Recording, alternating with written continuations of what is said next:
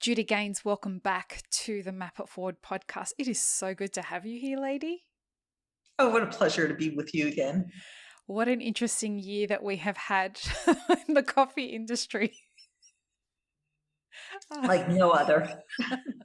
So the last time you came on the podcast, we had just been through one of the most interesting Julys in Brazilian coffee history, coffee producing history. So why don't we recap what happened in July? And then we can talk about what preceded the rest of the year and why you're here to talk to us. Sure. So let's see. In July, there was not one, not two, but three frosts. And I was in Brazil for the first one on July 1st. And then I left July 11th. And then all of a sudden, 9 days later, cold weather hit again. And then towards the end of the month, we had a third strike. And what was interesting about it is by the third frost, the market sort of made this decision that there was going to be no impact before the sun ever even rose in Brazil. And the Chile's temperatures are in the morning as the sun is coming up. But the market was already saying there's no damage because how do you kill the same tree 3 times? Which I got to tell you at the time was very confusing because I was watching what you were saying on LinkedIn and the kind of information that you were giving us. And the information that you were giving us was not being correlated on the market. And that was quite confusing. Oh, yeah, for everybody. Yeah. So the market had raced up and, beforehand and then absolutely collapsed. And the thought was that the frost really didn't cause damage. But the truth is, some of that is showing up now because as the cold temperatures are, you have 2 types of frost. Let me back up for a second. One is visible, and the other is this passage of cold air that can cause harm to the branches and to the trunk of the trees and to the basically the vascular system of the tree. And so it can impede the xylem, the flow of the nutrients and the water moving up and down through the trunk and the branches. And it could be damaged, so cellular damage to the tree itself, or the sap drying out in the branch. And so not all cold hits in the same area and in the same manner. And that was the element the market forgot. We should mention that this is coming off the back of a drought as well in Brazil. Oh, coming off the back of a drought and then continued drought and high temperatures and delayed rainfall. So it's every step in the process where something didn't go right. And there was so much buzz around when this started to happen. How did the market react as the first frost, the second frost, the third frost hit? And then after that? So the first frost, well, obviously, wow, there was, a frost and people really didn't expect it to be as bad as it was. I happened to be, as I said, in Brazil at that time. And even though it was colder than expected, it really wasn't widespread at all. You had to run around to look for the spots that were damaged. It was really the second frost that caused far more harm than the first frost. And more widespread from what I understand. And it was absolutely more widespread. So I went back to Brazil 2 months ago. I was there in October. So after the trees started to flower, after the heavy rains began. And what I saw was farmers who had to continue to take corrective measures. So the damage was more than they anticipated. They thought there would be a recovery in the trees and that the rains would, be the miracle rains that make everything all better. And a lot of times that can happen. Mm-hmm. But the trees were still in shock, and you still had noticeable damage in that the trees weren't beginning to bounce back as they should.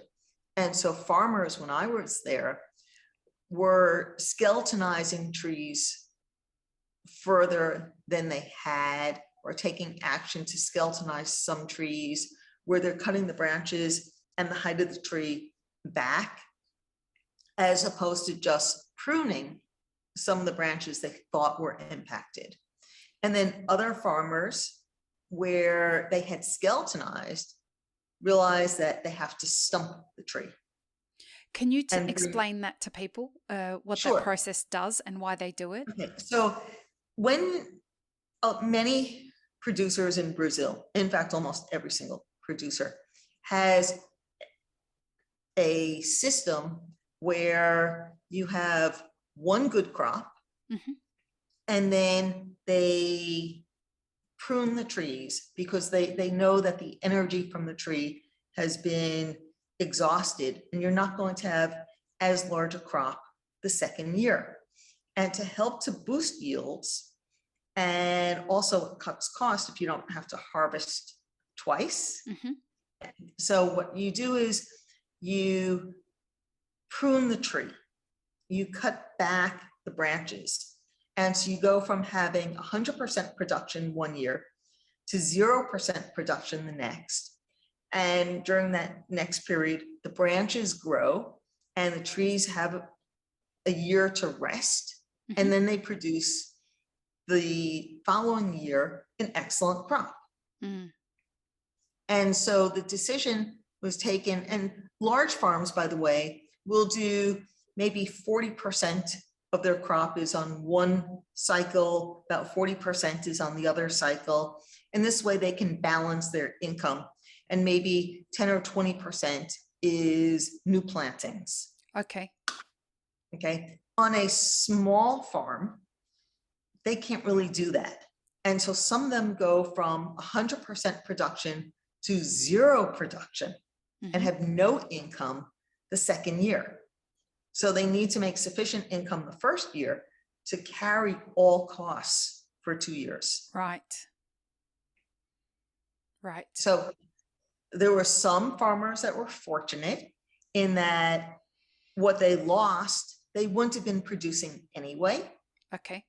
So they had an on-year crop and then were zeroed out this year anyway, and hope they'll come back for the 23-24 crop.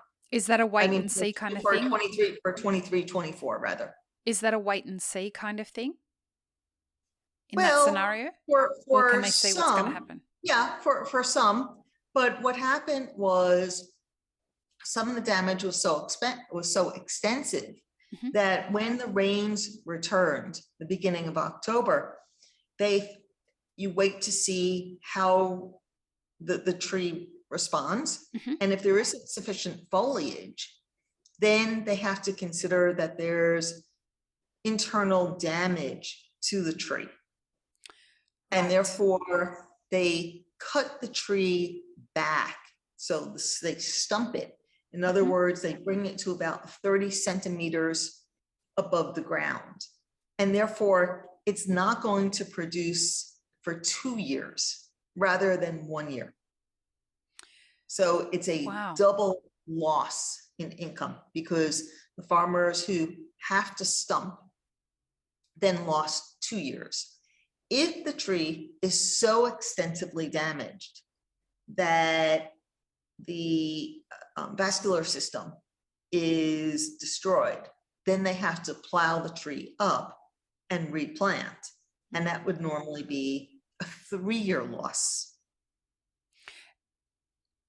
If we look at the actuality of what you saw when you were in Brazil, what would you say was the extent of the damage? Was it a majority of them just having to trim back, or to stump, or to plow?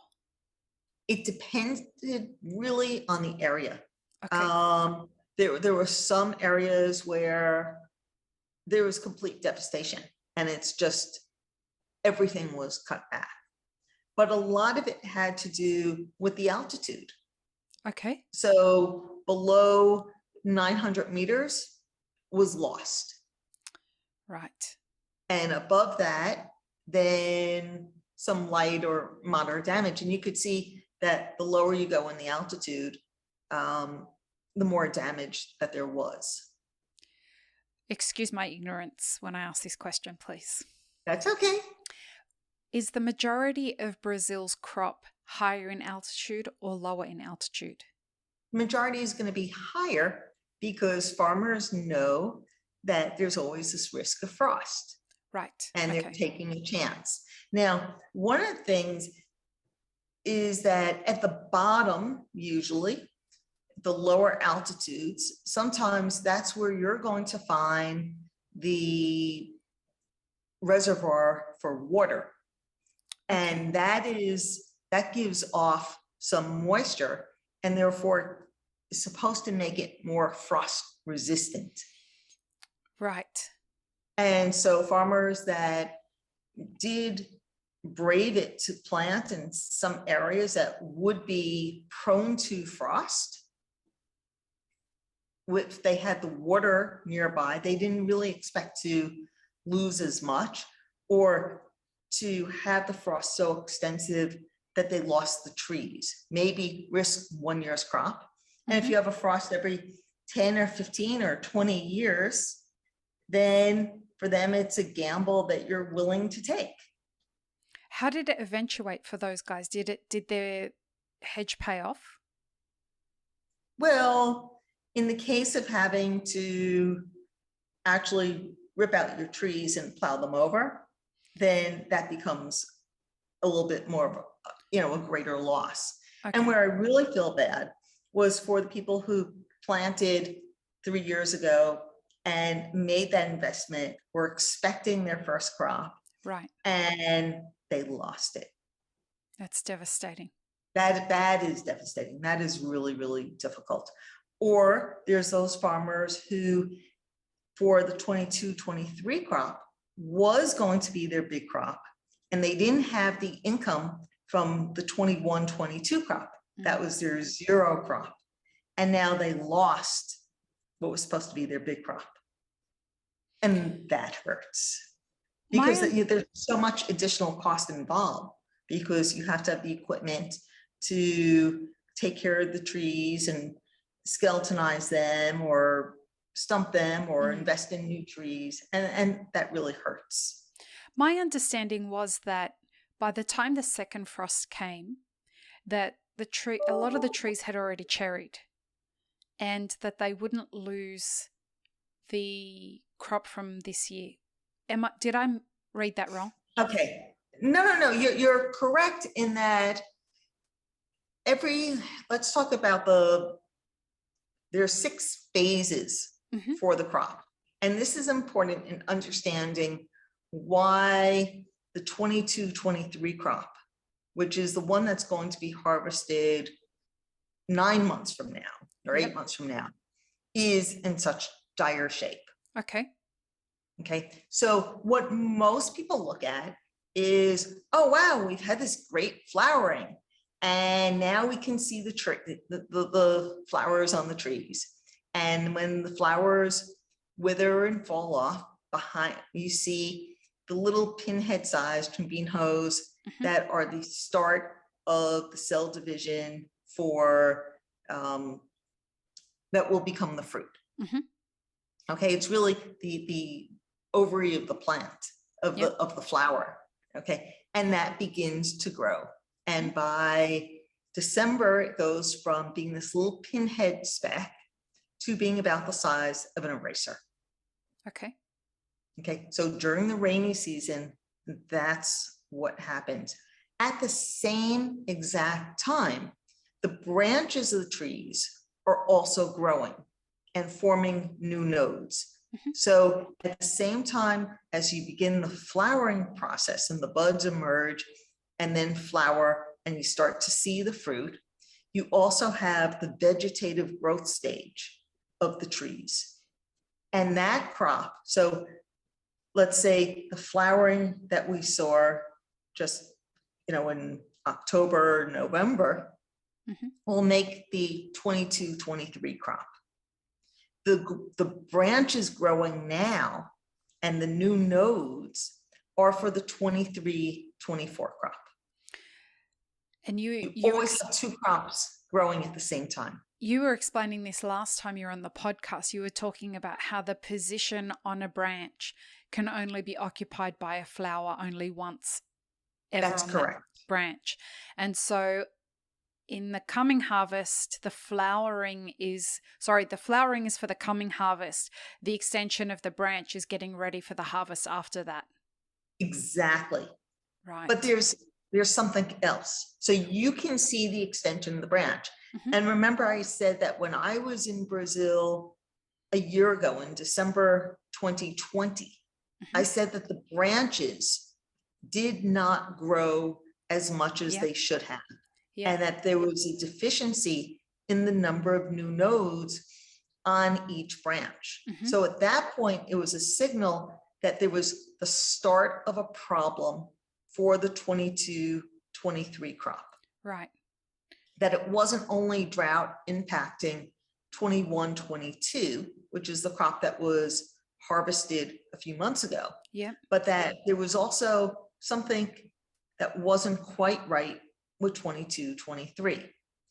And if rains continued and you had decent weather and you didn't have the frost, then could the trees have made up for some of that deficit in the number of new nodes? Sure, if you had great conditions, but we didn't.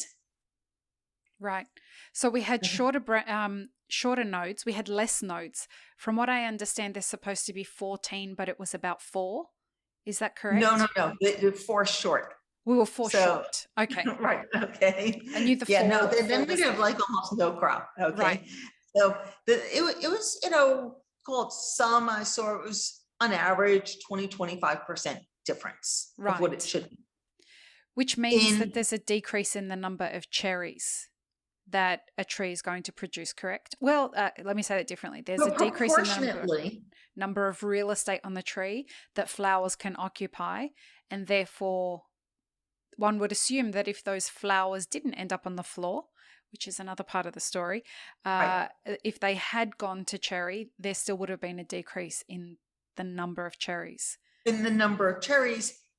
But you could make that up if around the nodes that existed, each one, the rosetta was full, and you had 20-23 cherries around each node. Well, you can make that up, but you need to have full leaves. You can't have a tree that's lacking energy and missing leaves that's partly defoliated for photosynthesis. Right. And you don't have the carbon, and therefore you're not going to be able to produce as much. And that was part of the problem later on. And as anyone who was paying attention to any of the media around coffee at the time, the big thing that producers kept showing us was that through the frosts, the leaves were being burnt. And there was so many videos where producers were just grabbing bunches of leaves and just turning them into dust in front of. Exactly. Right. But there's more to that whole story. Yep. Go on. And I think that it's good to enlighten everybody about the real truth of what happened here. So when the branches were growing last October, and it was visible that the branch didn't grow, there's something else that there isn't that much research on, is that at the same time the branch is growing, inside the nodes, you're starting to have the beginning of the cell division to create the gems that will become the buds. Okay. The buds for the new branches? The buds that will ultimately be where the flowers are for the new crop. Okay, so it truly is the first stage of the development for the crop itself. It's not just that the branch and the node is forming. But inside the branch, inside the node, is also a key step towards the development of the crop that's going to be harvested months later. Okay, or over a year later. Okay, so you have, at the time the tree is flowering, you have this vegetative growth, the branches are growing, you wind up with more nodes, and then inside that node is the cell division that starts the formation of the bud. So in this case, we had, in July, we had, the trees were burnt on the outside from the frost. Yeah. And then inside, the nodes also suffered, okay, for what would be the 23-24 crop, potentially. But you had the situation, I want to back it up to last October. Okay. Okay.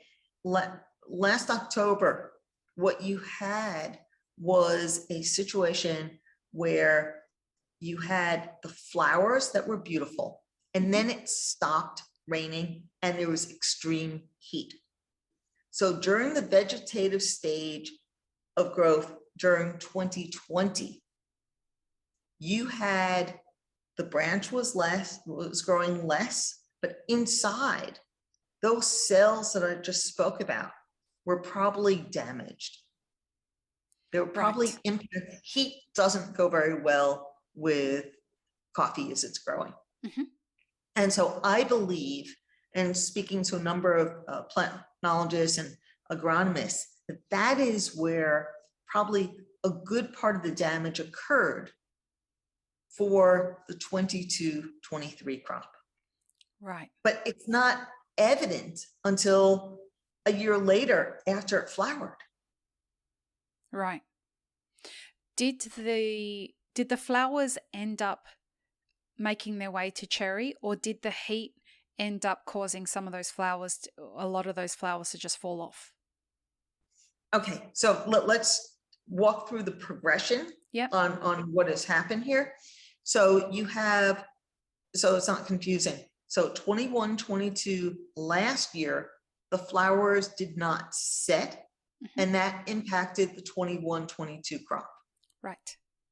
Okay, and everybody saw that. But what they weren't thinking about was how that heat and drought was potentially impacting the 22-23 crop that just finished flowering. And which they will harvest in 9 months from now. Correct.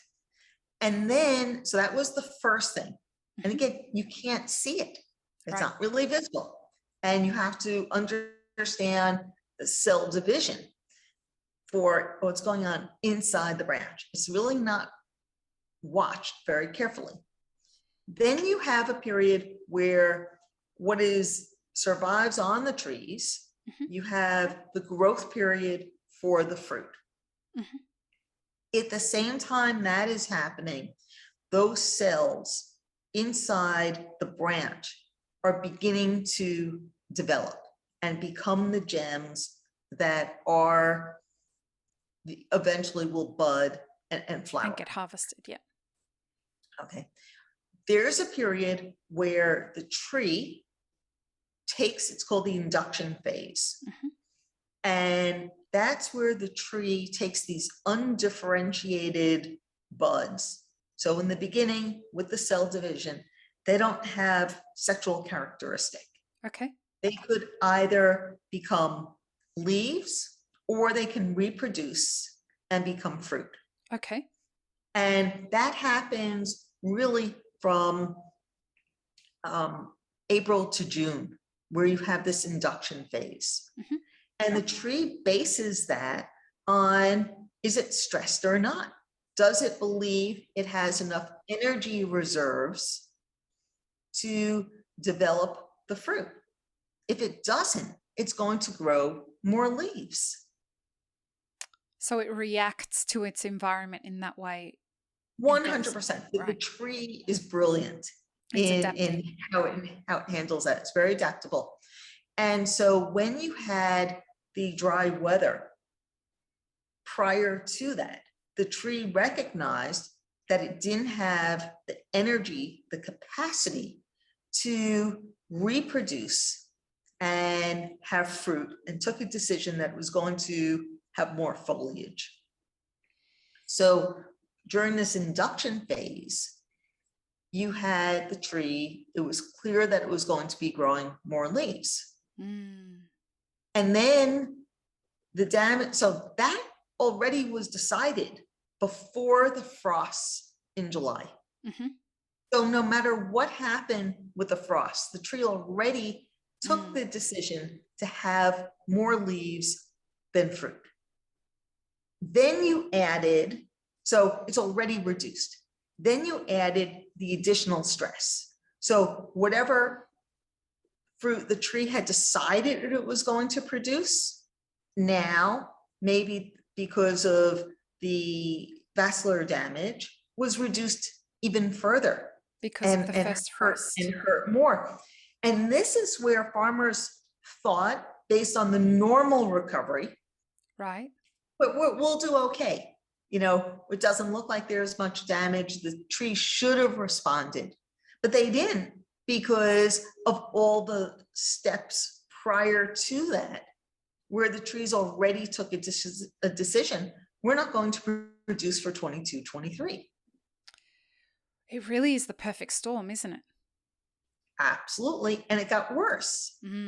So you had 1 frost, 2 frosts, 3 frosts, and frosts dehydrate. I mean, like, we all know how we suffer with like chapped lifts. I mean, I grew up in New York in cold winters, and you got moisturized. And, you know, it's no different for a tree. And so you had the problems from that. And then the tree was starved. It was dehydrating and was losing leaves. And it needed the rainy season to start on time and not have additional warmth for greater evaporation. In September, the temperatures got warm again, and therefore that caused further loss. How did the market correlate as all those events were going on? Because it's very interesting when I speak to friends of mine who are commodity traders, and it was very interesting to see that the market got more speculative as things moved through this year. What I mean by that was there were external factors, like all this stuff in the news about, is inflation transitory? Are people just making up that, you know, the supply and demand economics of coffee is just being messed with just so that coffee can also follow inflation? It was all of that was going on. I didn't see the market really take note of what was really happening on the ground in Brazil. Did I miss that? Like, did I get that wrong, or was it out of sync? Okay, so let's sort of think about this for a second. Yeah. It was the middle of the pandemic, and Brazil wasn't really having great track record with COVID. Correct. Okay. And so putting it nicely. Okay. And so, you know, let's say I'm a consultant. I don't have to answer to a higher authority. Yeah. Okay. Daughter's grown. So yep. I kind of trotted down to Brazil a bunch of times, and twice completely unvaccinated. Okay. Lots of Clorox. lots of masks. Clorox. Okay. And figured, well, I'm going to be outside. So there was no one. I mean, I was told, you know, repeatedly, first and second trip, that I was the only foreigner that ventured to Brazil. Right. But no one really saw what was going on the ground. It was just, you know. So it was guessing. There was a lot of guesswork, or believing in what was happening from agronomists. But even some of the agronomists weren't traveling from one region to the next or the same way because of what was happening. Right. And so there's that element where you didn't have as many eyes on the ground as, boots on the ground as you normally would. Mm-hmm. And then, by the time the frost came, it was still dicey. A lot of people, haven't even traveled yet. Mm. Mm. So I think that was part of the issue. And then the other thing is that people were sort of assuming, based on past behaviors of, well, we talk about a frost and everyone gets hyped about it, and the market races up 12 cents and collapses because it was really a small, isolated area. Good weather followed, and therefore you don't even remember that the frost hit. And there's been so many times where there's been, there's drought, and then it rained and everything was fine. And so I think people, in some ways I could say rightly assumed that, in terms of risk, was it really happening or not? And so I can understand where they kind of downplayed it, because normally that's the thing to do, is say, well, it wasn't going to be so bad and the weather will improve. And the market normally reads it that way. Except and so it didn't. Like, it was it didn't. three It just record-breaking frosts. Mhm. So, and because you never really had a situation where you had a prolonged drought prior to the frost, and the Okay. timing, you can have dry spells. So everyone talked about the dry spell in April through June, and we didn't have rain for 7 months. Okay. But really, that April-June period was positive for the development of the 21-22 crop. Mm-hmm. So there's times where stress on the tree is good. And if you have dry weather going into the harvest, you wind up having a more uniform crop and a better quality in the cup. Okay. So it was good for 21-22. It wasn't going to increase the size of the cherry because they were already grown. It wasn't going to change the volume of coffee, but it did improve the flavor. And because you had a dry harvest, so you were able to harvest quickly, you didn't have a lot of coffee being picked up from the ground. It made it very uniform. Do you mean that did you mean to say it improved to the flavor, or it impacted the flavor? No, improved. Okay. How so? Okay. So because the dryness, so it intensified? It intensifies it. So you have the higher concentrate, so the sugars, are higher. And you don't have the rain marring the quality. Okay. And so even though the 21-22 harvest was small, the drought benefited that crop in the end in terms of just the quality, not the quantity. Mm. But it hurt 22-23. Right. And it sounds like for some producers it hurt 23-24.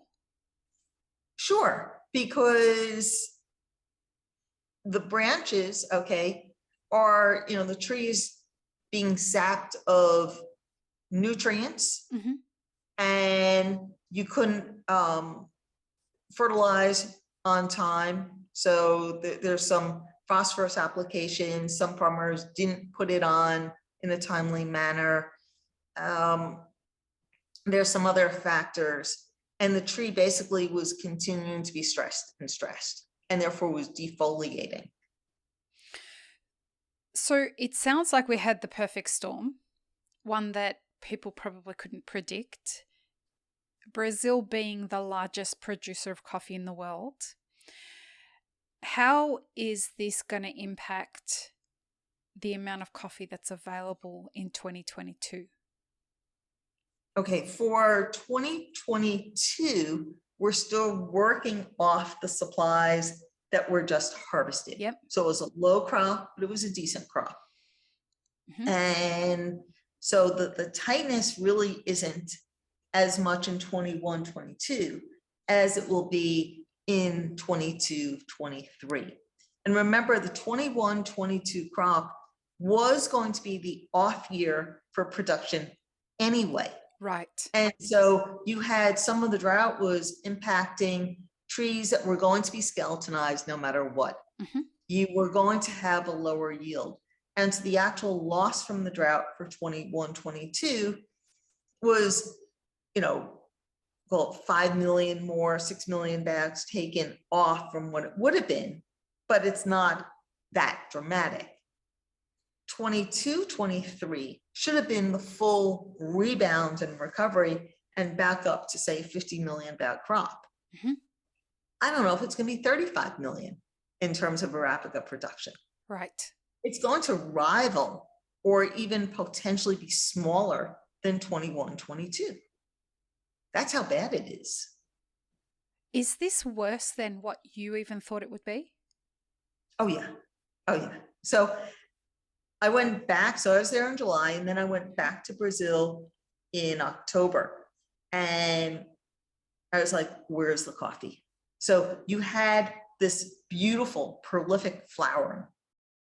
And the flowering was absolutely exceptional because the trees were stressed.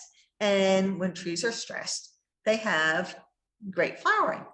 But because of that loss inside the branch from a year ago, behind the flowers, you didn't have the bud. You didn't have the fruit that had formed. Basically, let's put it in terms we can understand. You had flowers without ovaries. You posted some amazing videos and photos on your YouTube channel and on LinkedIn about how when the rains came in, it kind of washed the flowers away. Well, when it was two things. So it's not that it really washed the flowers away. Okay. So you didn't see that many white flowers on the ground. And what happens is when the tree flowers, there's really a period, a day or two after the tree flowers, where you don't want rain because you want the flower to set properly. And that is the most critical point. And despite double the amount of rainfall in some areas in October, farmers didn't have rain immediately after the flowers opened. Okay. And so there was this window, and you count it on a calendar, okay? This window where there was no rain, and therefore the flowers should have been okay. And after a few days, the flowers dry up and wither away. And then what's left underneath the dried flower would be the fruit. And the pinhead size, it's called the chimbinho, it's a pellet or the start of the grain. And in some cases, there was no fruit. There's nothing. Right. The node was empty. In other cases, you could see that it was blackened and therefore was already dead, or that it was too yellow in color, meaning that it had a hormonal imbalance and wasn't going to survive. And even if you had all the buds that were present around the node and you didn't have the rain and everything looked like it was okay, you didn't have enough leaves. So there's a formula for how much energy you get from the leaves. And basically you need 2 full large leaves to support one on either side of the node to support the crop for that node. And mathematically it works out to about 5 centimeters of leaf to give the energy for 1 to 2 cherries. And it had gone because of the frost. And so because of the frost and because of the drought and because of Bicho Mineiro. So Bicho Mineiro is basically the larvae from a white fly. And when you have dry weather, then these white, it's like fruit flies, the equivalent Mm-hmm. of gnats. They live in the leaves and they fly about and they drop their larvae. You have less damage from Dishumanero, these larvae. It's like almost like a little worm that's left in each leaf. When you have rainy weather, then the flies don't like to go out in the rain. And therefore, they're not spreading their larvae as much. And so that's why when it's dry, you have these higher infestations of these pests because they don't fly when it rains. Now, there was something else that you spoke about on your YouTube channel, and that is FOMA. Okay. And the rain did not help that fungus. The rain helped that fungus proliferate, which was not good for coffee trees. Correct. So when I was there 2 months ago, the trees had already flowered, and it was apparent that behind the flowers, there wasn't that much fruit. And because of the excessive volume of rain that fell during the day, you had too much cloud cover and cooler temperatures. Okay. And that creates a situation where you have a breeding ground for fungus. Right. And that's what was happening. And it looked like acid was just burning the branches, and that the crop was just vaporizing in our hands. So the rain was great to keep the beetles away, the bugs away from laying their larvae, but then there was this other problem of the FOMA that was proliferating because of the rain. Yeah, because the overcast cool conditions. If this was a fairy tale, this would be horrible. I mean, it just seems like Brazil has just copped it again and again and again over since October last year. Now, the FOMA, so remember I said the frost is like below 900 meters and the FOMA is above it. Oh, God. So you couldn't write this movie, Judith. In areas where the crop should have been okay and survived, and the higher altitudes weren't then as impacted by the drought, but then you had some of the FOMA issues. And it kind of subsided a little bit, and there are treatments, but that adds up. I mean, copper treatments are expensive. Well, and all the inputs have gone up because of inflation this year. Right. We've had producers talk to us about that this year, and how while the price has gone up on the sea market, so too have the costs required to produce coffee. So while on the outside it may appear wages have gone up, the cost of doing business has gone up across the entire supply chain. Right. So this is, I mean, people are thinking, well, the producers are doing great. The price of coffee has gone north of $2.50 as of yesterday. And well, look, there's always producers who are doing great, and they're going to obviously be singing, even with the cost increases. But let's look at the reality, and that the Brazilian real had continued to weaken against the US. And last year, when the currency equivalent, so the New York contract quoted in real was 550, 600, and that was a record price. And therefore they were very willing to sell their crop a year ago, July, at that price, believing that the New York contract was going to head south. And how much weaker could the currency get? And therefore last year's price was great. But then when you started to have price increases on all your inputs, and wages track inflation in Brazil, so that's 10% increase right there. Wow. And you lose a third of your crop. Well, suddenly locking in the price for the harvest for 21-22 and 22-23 at that level is no longer as attractive as it seemed. And so it's not that farmers are getting the price of 1,400 to 1,500 real for all of their coffee. In the Global Coffee Town Hall, you raised a really interesting, I got to thank you for really setting the stage for what ended up being an incredible conversation. It really was a fantastic discussion. But it was fun to be part of it. I can't thank you enough for your first question, because you really started it really well. And thank you again for being a part of it. But we're talking about, you asked the question to the room about defaulting on contracts and how that's going to play out over the next year or 2 years.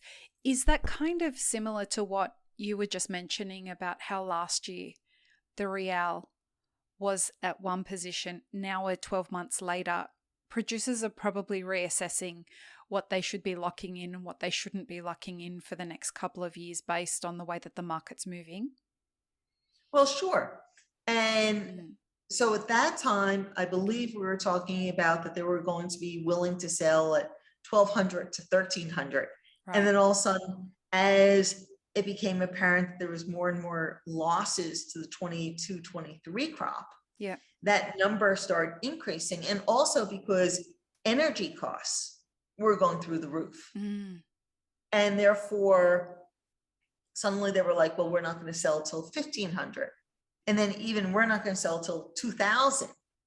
And so as much as if farmer wants to maintain the same income, because remember, they try and balance their crop and have a portion, so large producers divide their farms and they know there's going to be 40% higher, 40% less, and call it 10 or 20% at replanting.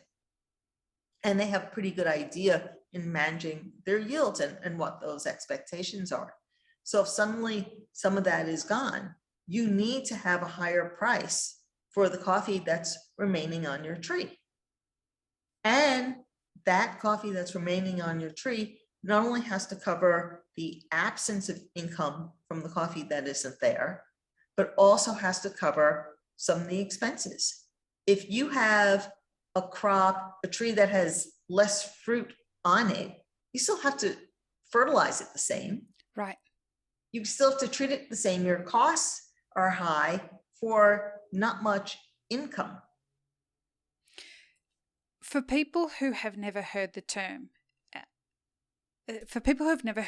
default, contract defaulting before, because just you're somebody who's incredibly experienced. You just hit 20 years. Congratulations. Since you 20 years in my firm, but 38 in coffee. In coffee. You can give me those 18 years back. 18 and a half, truth be told. So in your world, knowing what defaulting contracts is like, kind of that's what the rookies have to, it's everyday speak for you. But for baristas and roasters and many other cafe owners and business owners who listen to this podcast, even though they buy green coffee and roast it, many of them would never have seen a contract before. And so could you explain to them what it means to default on a contract and why that could wreak some havoc in our industry? Sure. So when you default on a contract, you're basically not delivering as promised. You're reneging on a commitment, which frankly isn't very nice. No. Okay. Yep. And there's an honor system involved, and people have to consider that if you're defaulting on a contract and you're not delivering, that there's ramifications to the person on the other side who expected to have that product and made commitments on their own, and they're also going to be suffering financially. It's not that you could just walk away from your obligations. So to give people an example, correlated back to what we were just talking about, the real was, so people may have been securing contracts for 550 last year. The price of coffee has gone up, and this year the contracts, they may have been able to get double for the contracts that they had locked in last year, Or triple. And so the incentive is, well, I may get some kind of penalties if I default on this contract that I agreed to last year, but I will still make more if I absorb those penalties or get no penalties at all because it was a handshake contract. And so I'm going to go for the triple this year because it just makes better business sense They're to not do that. handshake contracts. Well, okay. I'm not. Yeah, they are not handshake contracts. So I want to be clear what I mean by that. Right. So I've spoken to producers, not in Brazil, in other countries, who have made agreements that are, I mean, they don't have lawyers that they can do these kind of real written contracts with, so that they've agreed with different importers that they will supply them based on a handshake. Right. So, but handshake is legally a contract. Your word is your word. Right. So there are some situations where these aren't legally binding, so there is no financial ramification for defaulting per se. There are many instances when it is a legal contract, but this is the coffee industry, so there's nothing that's standardized and nothing that flows the same way through all of it. It's really not because of the coffee industry. It depends on how laws are enforced locally in various countries. Right. And whether someone perceives that there is a risk to them for doing something that really is illegal. Right. Okay. So I am sure in every country, there is a legal system that says you just don't do that. Okay. Right. But is the legal system strong enough to penalize someone? And there is where the difference is. Or let's face it, there's, if you pay someone off or someone, and just, can you get away with it? And that is a problem in some countries, and that's not unique to coffee. But I want to go back on something. Yeah. And that is, there's two different situations here. There is the coffee producer who seriously lost their production. Yeah. And therefore they can't meet their commitments. There's no coffee. Okay. So they don't have as much coffee. It's not that they're being greedy. Okay. They simply don't have the production they expected. And therefore they're going back to the cooperative, the buyer, and saying, hey, I can't deliver on this commitment. So how can we renegotiate that so that future crops will be given to you and I will eventually make it up? And so in that case, the cooperatives had to understand if the coffee doesn't truly exist. That's very different than someone who's defaulting because they're crying sour grapes, and understandably so.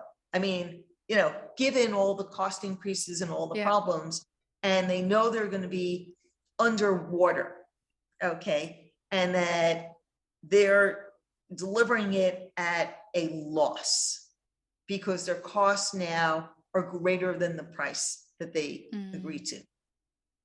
And therefore, they're not, it's not that they're being greedy, it's they understand they have losses and they're not going to be able to manage as a farm, and it could put them out of business and they're going to be piled on with debt. And therefore, how can they deliver it when they know it's going to push them out of their family farm and maybe they'll lose their farm? And therefore, they try and negotiate, or they make a deal with another party who's willing to give them a higher price. And then there's others that it's just based on greed. So So we have to be very clear in terms of the defaults. That's not just this one-off situation, and defaulting is illegal and therefore everyone is, in the same boat. It's really not that way. There's a lot of gray here. And as a producer, go on. Okay, so let's look at it through the supply chain. The producer is the first link. So how can they pass on these higher costs? Right? So the buyer's either going to accept it or not. There's nothing they can do except to pile on all these additional costs and try and get a better price for their coffee. You don't have that anywhere else. There's in the middle of the supply chain. Well, if you don't like the price from one coffee producer or one origin, well, buy something cheaper. Yeah. You have a choice. And if your costs have gone up, well, you could try and pass it along and set some, announce some price increases. And maybe you'll lose some customers and maybe you don't, and you accept that. But for the producer, you don't have someone to turn back to. So the producers have locked in their prices before they deliver. And so their only option when they realize that their inputs are higher are either to renegotiate those prices, cop a loss, or default. Right. What's the flow-on effect of defaulting to the rest of the supply chain? Well, I mean, that's a huge problem. Yeah. Because if someone had expected that coffee and now they're not going to receive it, then one, if that coffee was hedged, there is a short futures position that has to be lifted. And to cover that short futures position, it becomes you close out that position by buying futures. And that, in essence, pushes prices up, especially in a panic situation. Would you say that we're in that situation in 2021? When the market has these very high volatile days, then there's some panic buying and understanding there. But the buyer who's not getting the coffee they expected at the price they want, now they have to get that physical coffee. And where are they going to get it from when there's so many bottlenecks and uncertainty in the cash market, in the physical market, because of container shortages? And shipping expenses and port backlogs and everything. I mean, we really are Brazil's experienced a perfect storm with regards to the production of coffee, but that's only the beginning of the problems. Right. Because the entire logistical supply chain is experiencing bottlenecks, price hikes, inflation, labor shortages, COVID restrictions, port backlogs.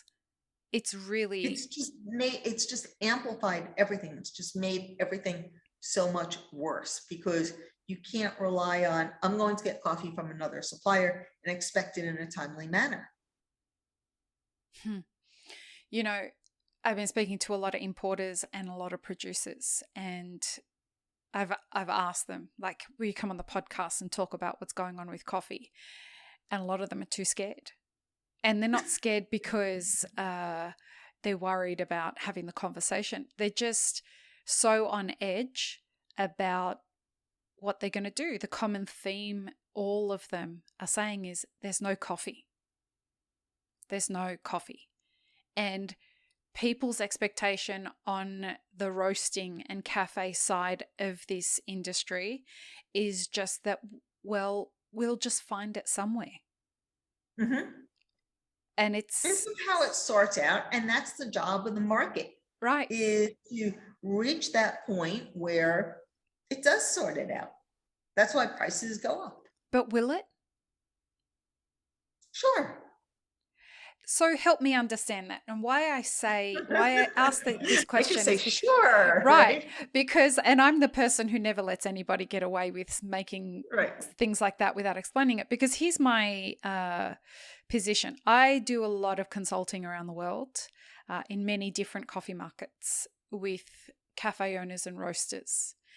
And what we're finding is that, and I guess this is a bit of a prediction from me, the expectation was that the pandemic and the supply chain and logistical constraints of 2020 and 2021, there was an expectation that that would help businesses that shouldn't be operating. It would help them gracefully exit the market. Mm-hmm. And what I mean by that is businesses who didn't quite know how to participate with integrity, efficiently and with integrity, and treat their labor well and participate well, they kind of needed encouragement to close.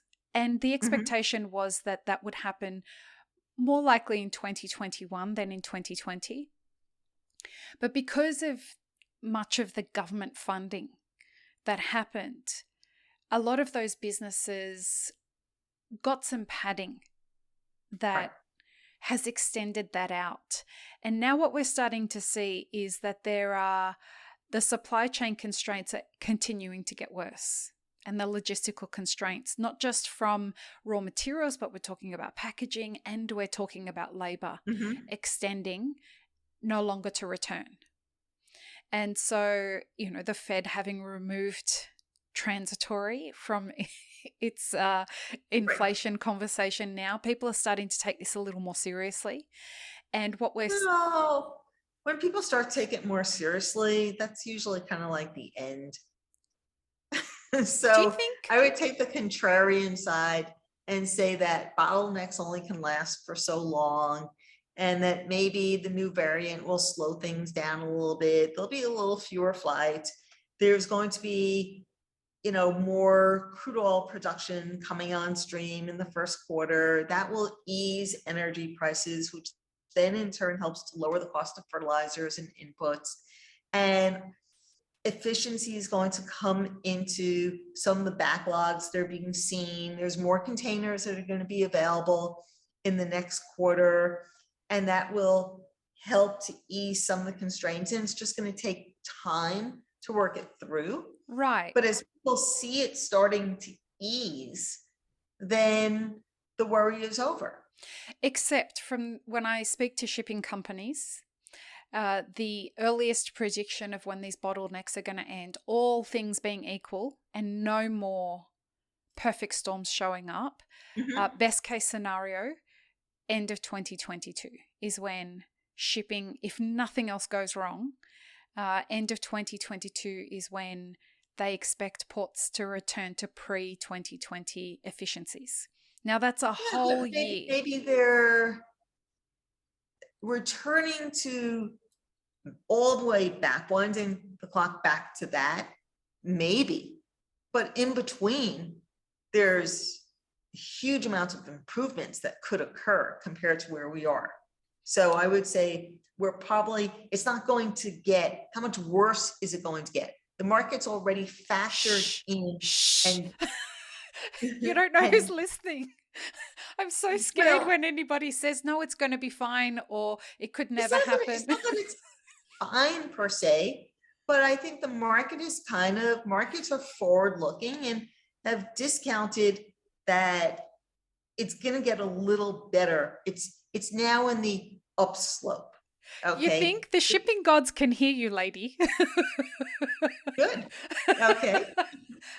I just don't want them to hear you and say, let's see if we can challenge what Judith is saying and we can make that. Well, no, I think that because you're going to see the easing in the energy crunch, which isn't going to fix the bottlenecks that are happening at ports around the world. But it all begins to smooth things through.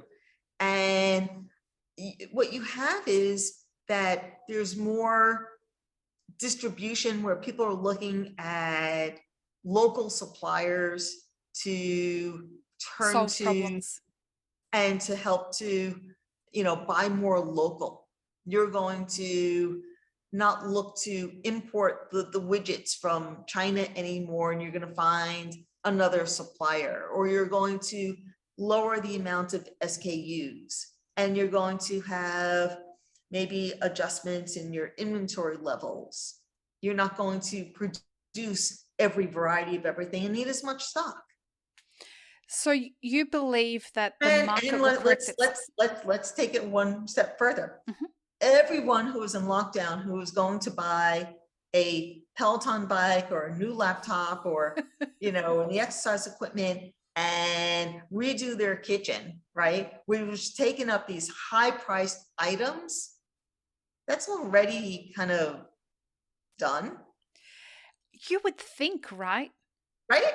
Well, you would think. I'm just constantly baffled by how much money people have to spend.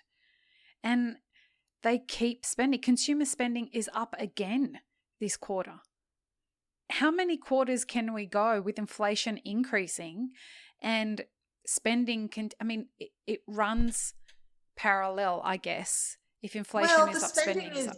I would say the spending is probably different. So if people are, from New York standards, okay, if you're not spending 500, 600, 800 a month in commuting costs because you're working from home, and you're not buying the same wardrobe as you were before, and you're not eating breakfast and lunch out as before, suddenly your same salary is being stretched and going that much further. And if you're not taking as many trips as you did before, and not buying as many souvenirs as you did before, okay, then your money is being allocated differently and you could afford to buy stuff.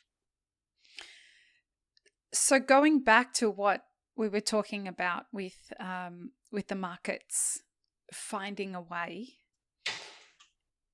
if we anticipate that in 2022, given the constraints on the consuming end, because it's my prediction, I guess, that producers are experiencing these challenges at one time, and then the people who are the flow-on effect won't be realized on the other end of the value chain until later. And so the challenges are going to be experienced by roasters and cafes in 2022, 2023, and 2024. And so what I think we're going to see next year is a number of cafes close and roasteries close. We're already starting to see it. We're hearing from a lot of people that are saying, you know what, I'm deciding to close the business and not open it in 2022. Okay, so that's go ahead. Not really different than CVS saying they're going to close 900 stores. Right. And there's a lot of places where you had Cafe X on one street corner and Cafe Y on the other, and then Cafe X was 2 blocks away, and they're not having the same traffic. Right. And therefore they're going to close. Right. And the margins aren't there if you don't have as much of the traffic. Right. So there's going to be a reshuffling. And I staunchly believe there's going to be a lot of reshuffling in 2022 of the industry, particularly on the consuming end of the market. And I think there's going to be a move away from the traditional cafe model and the traditional roastery model to a different model. I'm not going to hazard a guess as to what that's going to be, because I think that, the innovation that you talk about that stems from these kinds of challenges, I don't think it's started to happen yet. 100%. So the defaulting contracts that we were talking about, how does that flow on to the consuming end of the market if it pushes prices higher? Right. So the cost of acquiring coffee is going to be higher. Your replacement cost for inventory increases. Now, can that be made up by donuts and bagels and selling Whose other prices are items? also going up. Right. Okay. And those prices are going up, but can it be passed on to the consumer in some way? Probably. Or do people change the cup size, or, something, or no free refills? There's always something that's going to slow demand. And I think that also one of the bigger issues, and I talk about the different sides of the market, is food service. Mm-hmm. Food service, as far as big venues and conferences, how fast are they coming back? Not just, our own expos that we love, but in every industry, how full are they going to be? And therefore, how many cups are going to be wasted that, we're not going to see that waste. And that hurts consumption. Mm-hmm. If hotels aren't filling up, then you're not consuming as much, because it's all those cups that people forget about. It's all the coffee that was poured but not consumed. What is your prediction about how that moves in 2022? See, my thought is the price is going to do its thing and get to a level that it's going to make some demand shifts. It always does. And it's no different in 1997 when the market got to $3.18 per pound and roasters innovated and learned to steam clean Robusta coffee that was in plentiful supply, because at that point, Vietnam had gone from producing, 1.5 million bags for 100 years to suddenly producing 15 million. Mm. And so there was huge amounts of oversupply of Robusta, and Robusta prices were depressed.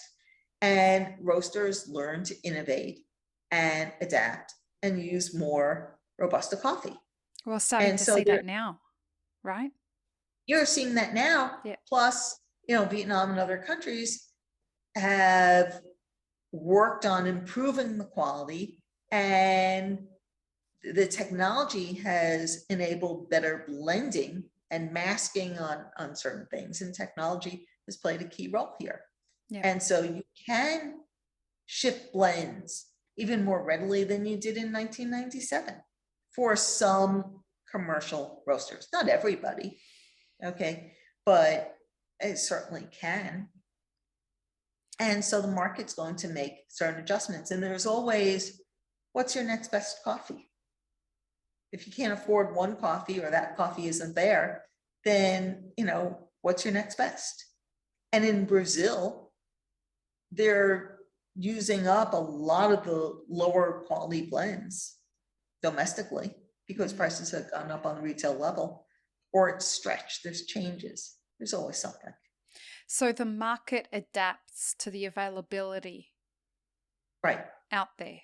So it will just find, either people will go without, the people who've decided that they won't go without, they will find different ways to adapt to the coffees that they can afford.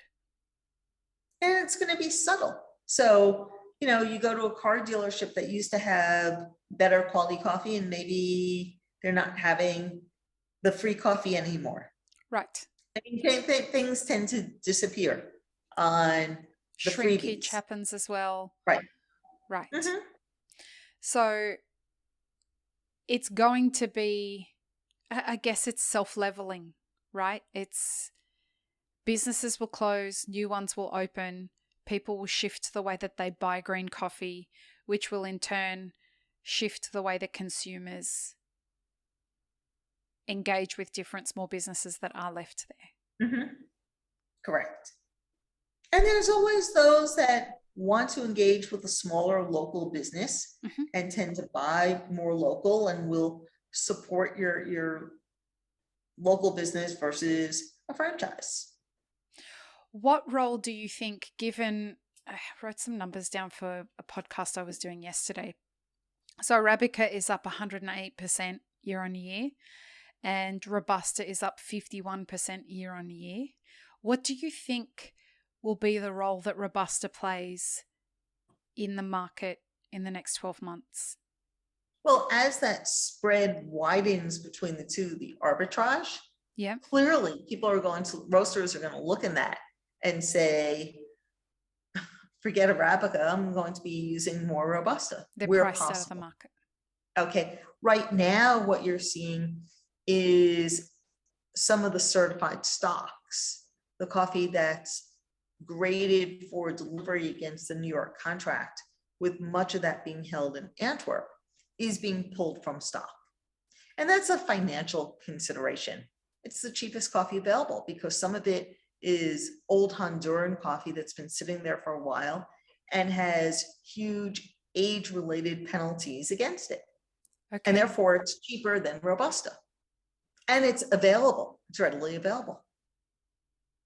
You know, when you were on the podcast last time, you were talking to us about how you actually went to check the reserves of coffee in Brazil. Mm-hmm. And my going into the warehouses and hearing it and they were empty. And seeing what was there, yeah. Did you get a chance to do that this time? Well, I passed some warehouses, but the thing is, what I saw in July, was because I was there during the harvest, was there's no movement, there's no trucks. And I was saying, where is the coffee? Yep. And some were saying, well, it was delayed. Others were saying it was back on the farm. There just wasn't the movement. One of the things that's unfortunate is that CONABI, the Brazilian crop forecasting agency, does an annual survey where they give their number for how much coffee is held in private warehouses in Brazil. And that figures as of the end of March every year where they publish it. Mm-hmm. And it hasn't been published this year yet. Oh, wow. And, we're almost at the next March. Yeah. Okay. And so the market is kind of flying a little on, blind here because they don't have that. Right. And the reason why Konami said they didn't do it is because they spent so much of their time that they got the numbers, but then spent so much of their time focusing on the crop estimates and dealing with the frost. So are they just not going to publish, or? Well, I believe, I remember looking it up, that there's actually a law in Brazil that they are supposed to publish. Okay, but we have extenuating circumstances. So at some point, I think that number will come out and they'll go back and look at it. But the reality is, if you plot the flow of Brazilian coffee relative to the currency exchange, we should be seeing, if there was past crop available, mm-hmm. we should be seeing some much higher numbers out of Brazil. And this is for months. And you can't blame all of that on a container shortage. Right. I mean, let's face it, money speaks. You've got huge prices and you're not having record exports. Doesn't make sense. 1 on 1 is not equal. Right. To. So something that doesn't add up. And it's not just because of container problems. I do think that because of some of the shipment problems, and that does exist, that there's a little bit more of a pileup in Brazil recently from the past few months of coffee that eventually will come out. And Vietnam had the same problem. And so as things start to ease and all of a sudden all the commitments that were delayed and everything, there's going to be this flow of backed up coffee that suddenly hits. And that's going to put some pressure on the market. I'm hearing a lot of producers in Brazil tell me that they're just finding it very difficult to get their containers on ships. So mm-hmm. they have containers ready to go and they just can't get it out. Right. Yeah, because higher price items, are getting priority. Right. And there's some that are. I mean, look, we had exports close to 3 million bags, but it's not the volumes that would have been there otherwise. Right. But that coffee still exists. Yeah. Right. Yep. So at some point, as things start to ease and these bottlenecks start to flow, then even though you have all these production problems, as some of this coffee starts to come out, well, that helps to manage the supply. Yep. It's just a matter of when. You're a little bit more optimistic than I am about that. But let's hope it goes your way. Because I've had like the decades, I've seen it all before. Yeah. You've seen these kinds of times before. I really felt that these kinds of times are unprecedented. Whenever there's supply issues and money's involved, okay, things tend to get resolved faster than people think. The only thing that isn't being resolved fast is the pandemic. It's the bloody pandemic. Right? I mean, that's the only thing that just keeps going on and on and on, right? Right. Speaking of Mask money, up, everybody. So, speaking of money, one thing I want to ask you is, could you give us some insight, given that you've got publications like Bloomberg and other mainstream media really starting to talk about the fact that a cup of coffee is going to get more expensive in 2022? What role does that leave speculators playing on the market, and how does that affect producers? Okay, so if speculators are going long the market, they're buying futures anticipating higher prices, then doesn't that help producers because it's giving them a higher price? So let's break that down for people who don't quite understand the terminology. So speculators are people who participate in the futures market that don't actually have any skin in the game. Right. They don't care about coffee. They just care about making money, what their bet is going to be, and whether they're profiting from a move. So they're gambling. They're buying low and they're selling high. That's the objective. So they'll buy selling high and buying low. Right. That's buying the dip, right? Right. Well, no, that's shorting the market. Shorting the market. Right. So what we're saying is that speculators that continue to participate and bet against coffee going down, they are going to drive the price up, which helps producers. I look at it a little differently. Mm-hmm. Okay. And that is, speculators are not in it to help producers, and there's not just speculators that are just buying it up. We're getting to levels where speculators are looking at it from a risk reward perspective and saying, hey, I've had this great ride to the upside. I've made some tremendous profits here as the market's gone up. And do I want to, put that money in the bank and move on and go elsewhere? And how much more are they buying at these levels from risk reward perspective? And so I don't see speculators kind of piling on more and more positions here as the market's getting higher, and the good faith deposit that you need to participate increases, and options on futures become more expensive. Mm-hmm. And so, no, you're not going to see the speculative drive the same way, as many positions. So the same dollar investment, fewer contracts at these higher levels. That's number one. The second thing is speculators are 100% necessary and vital for the trade, because they're taking the opposite side of their position and providing the needed liquidity for them to function and being in and out of positions as necessary. Can you help me understand that a bit more? Sure. So if you are hedging the market, What you're doing is, if you own cash, if you own physical coffee, then you're worried about the price going down. And therefore you would be short futures as the hedge. You have the opposite position in the futures market as you do in the physical market.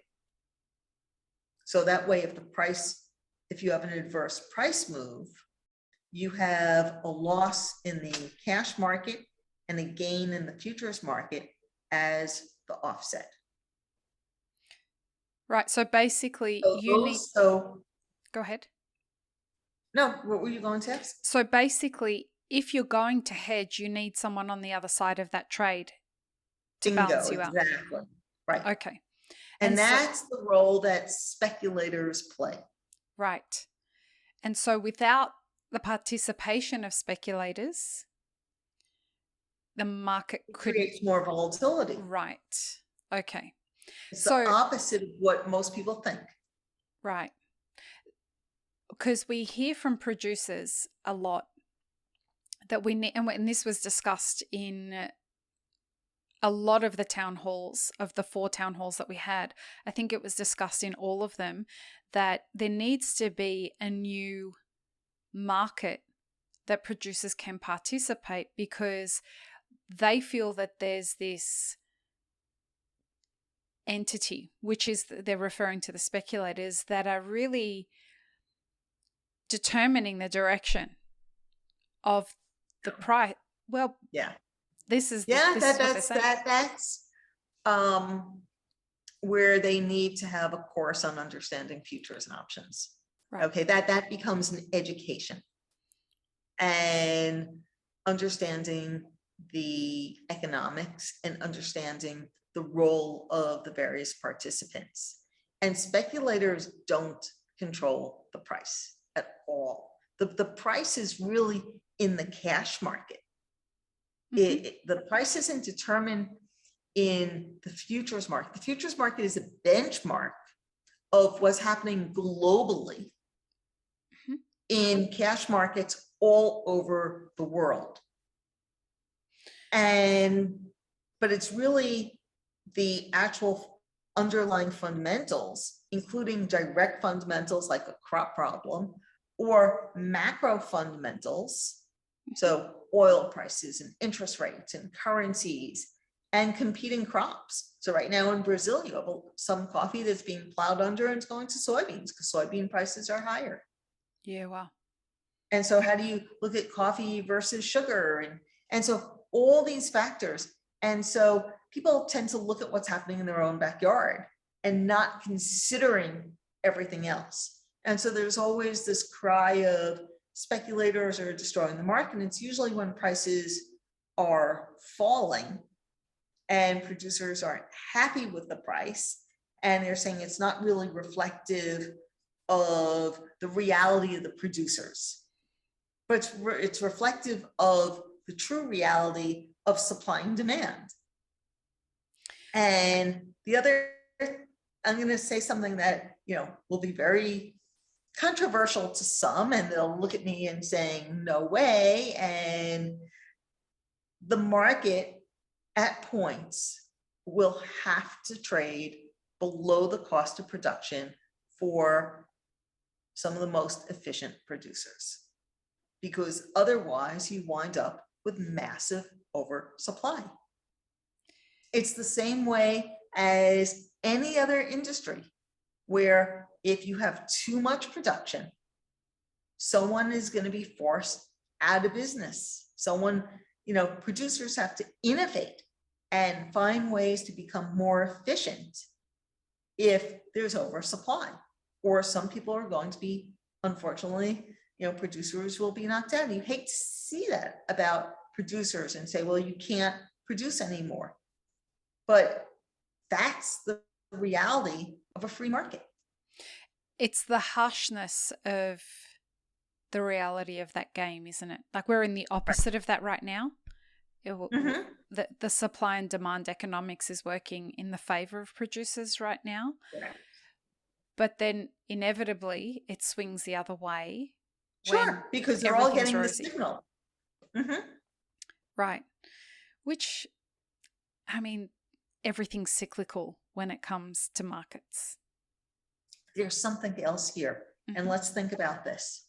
Where in corn or wheat or other row crops, Mm-hmm. they're annually planted. And therefore, the impact is if you have great prices one year, well, maybe farmers will produce more the next year. Mm-hmm. But the weather doesn't carry through from one crop year to the next. And when you have a tree crop, then the lag and response time for altering production is far, far greater than what you have with other crops that are planted annually. Or, I mean, consider soybeans where you plant it and 5 months later you have your cash. So is it that you... Go on, please. Here, a farmer who plants coffee, they're not going to have a return on investment for 3 years. That's a long time. It is. And is it that the conversation that's being had around the complexities of the market correlated to production is a little bit ill-informed? Do you think that they're not understanding each other? Well, I think there's something else here, and that is obviously everyone wants producers to do well. Yeah. And you see in some countries the poverty, and you want the survival of the farms because it means so much to the communities. And, it's a major foreign exchange earner for some countries. And so the implications of having coffee prices depressed are enormous. And it's gut-wrenching when you see that and feel that. And I totally understand that side of it. But from purely economics perspective, it's not sustainable. There's times where you have to be more efficient. Otherwise, just like every other industry, there's those that will not survive. You talked about the cafes that are going to go out of business. There's enough foot traffic. No one really cries for those people that lost their investment? Maybe they put $500,000, $600,000 or more into designing and building a store out and making it beautiful, and they have to close their doors. Who's crying for them? Well, what's worse is you're going to see successful businesses go out of business. Right. And the way that happens, and it's not all of them, but there will be a significant number of them that go that route. And the reason is because we are in the midst of an enormous labor shortage that's not going to return.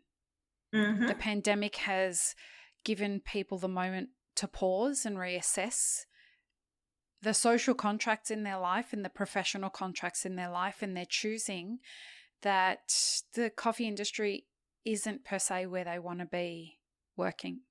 And so we've seen a mass exodus out of our industry. And, people are like, but my cafe's full. I'm busier than I've ever been. The problem is I have to close 2 days a week now because I can't get staff, or I have to close 4 hours earlier. Now, for people and there's far too many people who don't understand how their profit and loss statement works. They don't understand what their balance sheet looks like. And because of that, what they don't understand is, sure, you aren't going to have to buy as much product. And so your COGS are not going to be as high, but your operating expenses are going to remain the same. You're still paying rent. You're still paying rent. You're still paying insurance. All the fixed operating costs are not going away. Taxes. And so we are an industry that operates on razor-thin margins. You don't have very much of a runway where you're going to be able to take a hit for too long before it starts eating into your profit and loss statement and putting you in the red. And that's where you'll start to see successful businesses go out of business because their revenue is heavily reduced, having to close 2 out of 7 days a week, where they were previously opening 7 days a week, operating on razor thin margins, but that was fine because they were still making enough to stay soluble. Right. They'll thin out, and then those that survive will pick up the higher traffic. Right. I meant solvent, not soluble. Right. I was thinking of coffee. Yeah, no, I know what you're saying. Solvent. But you know what? The labor problem is the same on the farms. And that's been for years. Yep. But it's the same way where farmers are not able to harvest in a timely manner or take care of applying inputs and everything else because they don't have as much labor. And then maybe there's some people who are specialized and for running, certain equipment and everything else, and they can't get them in a timely manner. Yep. And the costs have gone up. I mean, everyone is facing the same problem. Yep. It feels like there's a real reorganization of the way business is going to happen in our industry, across the entire value chain. And I don't know that that's a bad thing, to be honest. I think that it's time for some real innovation in the way it's all going to happen. But time will tell how that goes. Well, in difficult times, innovation is what helps the industry have longevity. Yep. And survive. I agree with that. Speaking of innovation, talk to us about your new venture. Ooh. So I have formed now the co-founder of Taka Insights, which is based in Haarlem, Netherlands. And it's sort of been this dream situation where, I'm the data hound. Yeah, you are. And that I amassed tons of data and always looking for different ways to present it and overturn, little stones and finding the diamonds in the rough to, market indicators. And there's just so much one can do. And so I've teamed up with a fantastic group, Taka Insights, who specializes in data. And so what we're doing is we're taking market intelligence to the next level and starting out with rolling out a coffee platform that has our own indicators. So a lot of the tools to be able to take market action and direction. And we're looking at everything. So one thing is weather, another we call the Origin Explorer. We have the 1,200 weather stations that we monitor in Brazil. Okay, and we're putting all this data together, and you couldn't possibly do that otherwise unless I had the expertise from my team in Haarlem. And so it's the platform is going to be tremendous. And we're also looking, it's not just going to be limited to coffee, we're also going to be adding additional commodities. We started with coffee, but we're also looking at some meatier issues of what we can tackle, such as carbon tracking through the coffee supply chain.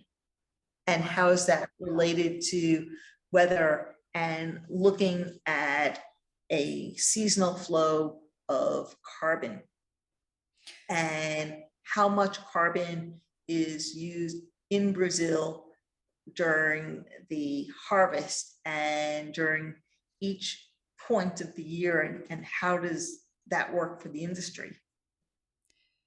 Is this going to be tracked on an app? Is this going to be a website? It's all. This is so exciting. This is really exciting. Congratulations. So users of the platform will be able to look at it on a tablet, on their laptop or desktop, and then on their phones and in multiple languages. And what we're trying to do is look how many times you've asked me to stop and explain something. Mm-hmm. And so there's this educational side.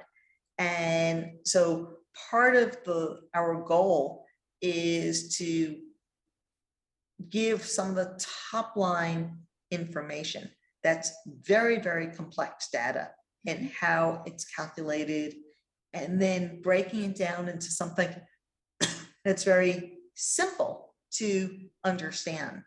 So the way it's graphically presented and the indicators are crystal clear for this is what it means, and putting it into kind of, we call it Judy speak, okay? The best kind of speak. Right? Of making something complicated, breaking it down into everyday language and understanding. So whether it's through the indicator itself or the visual on it, so it's very transparent.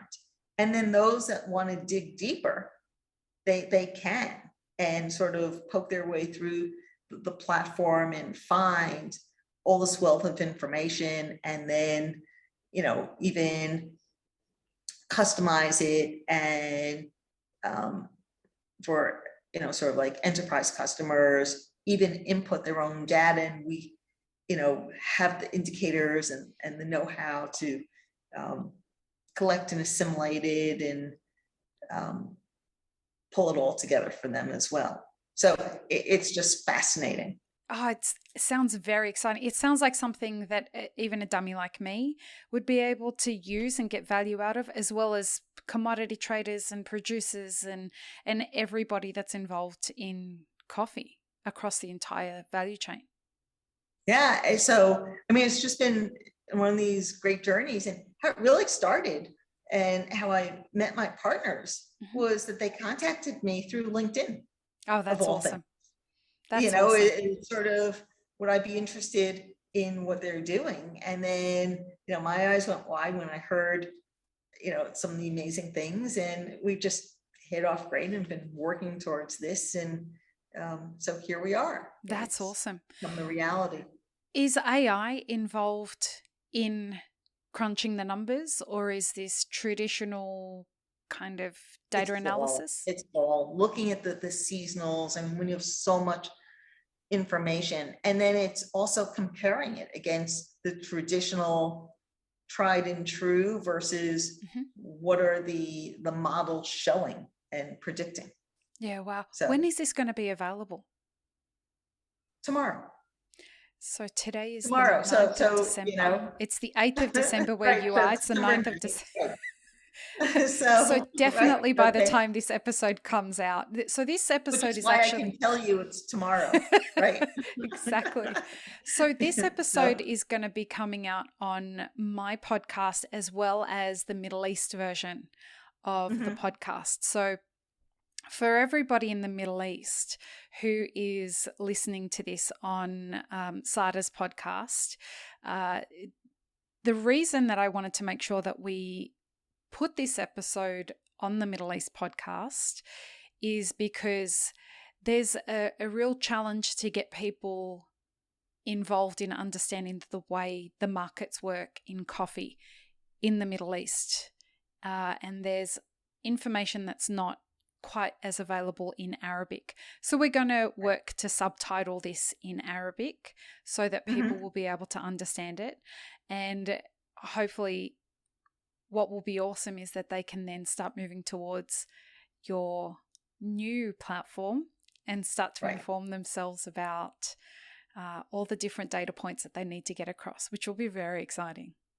Yeah, no, it's very exciting. So I'm still doing J Ganes Consulting and authoring my traditional reports, and this is just taking things to the next level, and it's been really, really exciting.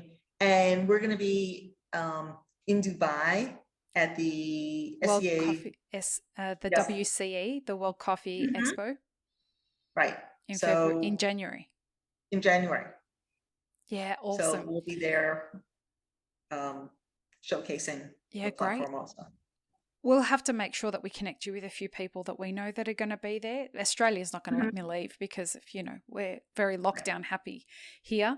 So anything that happens, they shut the borders. No one's allowed in, no one's allowed out. There's no way they're going to let us go to Dubai.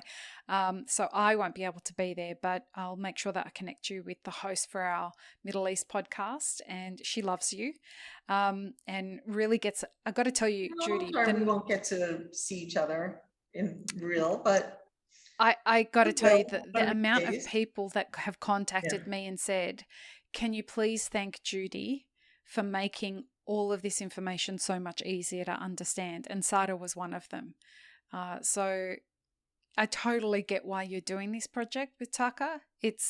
You are the person to help make all of this information so much more digestible for all of us.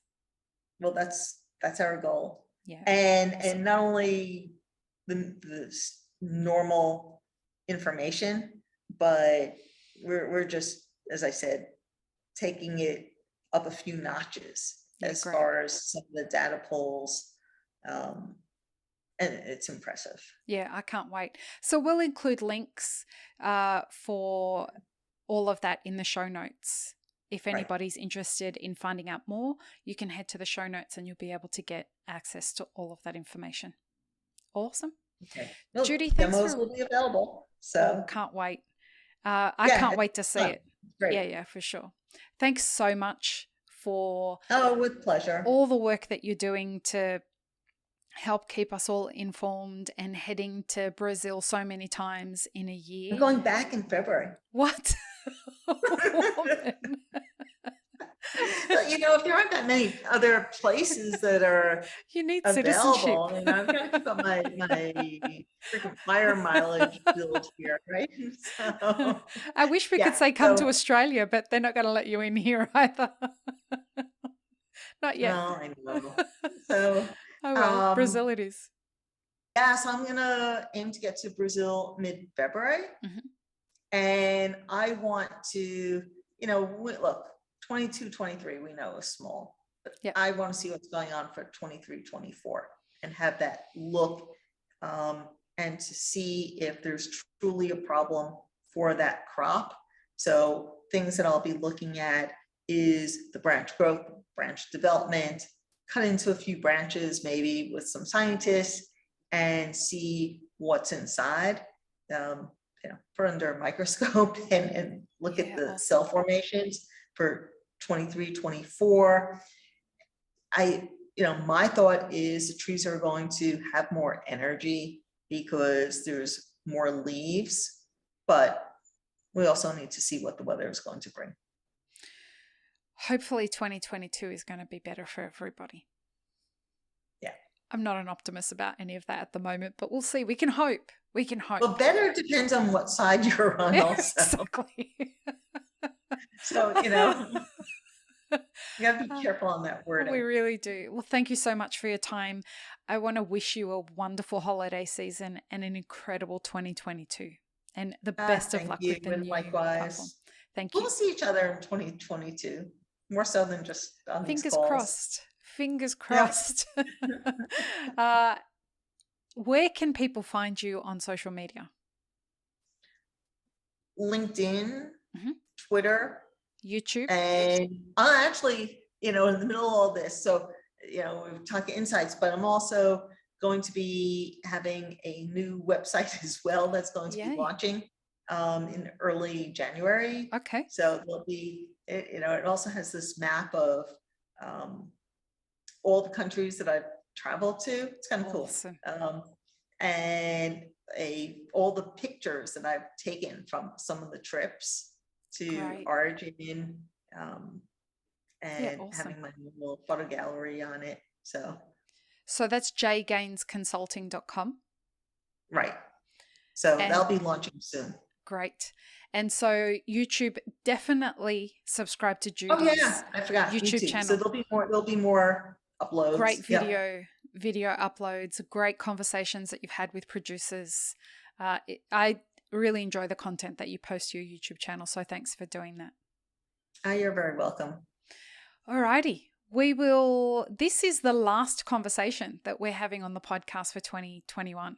So I always like to end on a really, really high note with the conversations, and you have been one of the highlights of my year as guests on the podcast. So thank you again. Well, let's just keep this going for 22 and beyond. Every time you do your travels, you're coming back. Okay. All right. Peace, love, and peanut butter, everybody. I'll move the printer from behind me so like my backdrop is a little better. Let's face it, you had me tilt the camera down, right? I was a little bit weird. You can't see the beam that's over my head. That huge, I'm sorry. beam, right? I wanted to frame the camera so that we saw your beautiful face as much as possible. Yeah. Anyway. But I like the coffee bean. There it goes. It is. Is it an award? Is it a piece of art? No, it's actual real husks. I was in this. The story behind that was 2 Brazil trips ago. Okay. I went to the ladies' room and on the hallway in the wall there was this beautiful coffee bean, and I said, I have to have it. And so you took it off the wall and put it in your handbag? Well, no, when we went to the artist who designs them and found, and they're just really nice because it's with coffee husk. Yeah, nice. So, well, I apologize that people didn't get to see that throughout the whole conversation, but they did get to see it now, which is great. And if you're listening, go check out the YouTube video to see this beautiful piece of artwork. All right. We will see everybody in 2022 for who knows who our first guest will be, but we will see you all then. Judy, have an amazing rest of your year. After I come back from Brazil again also. Can't wait. Peace, love, and peanut butter, everybody. Have an amazing rest of your 2021. Okay. Happy holidays. Happy holidays.